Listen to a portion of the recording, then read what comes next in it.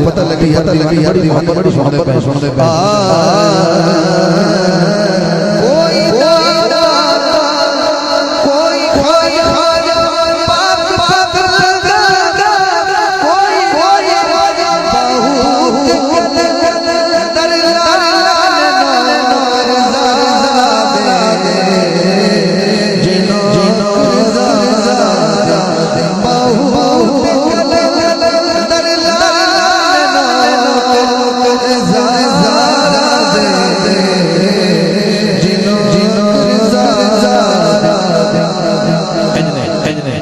अगला शेर India India Panipat Panipat बू अली कलंदर कोई ना सुन कोई सवाल कह सकता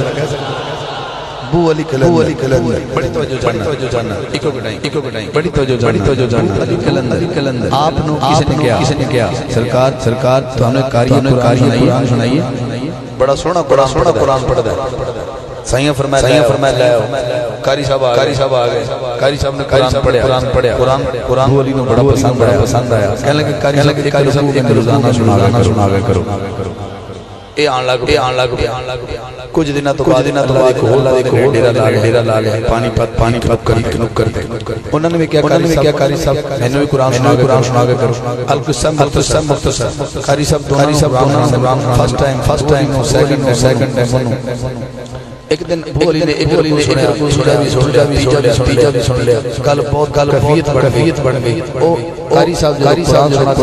फारग होए जब तुझे अल्लाह ने कहते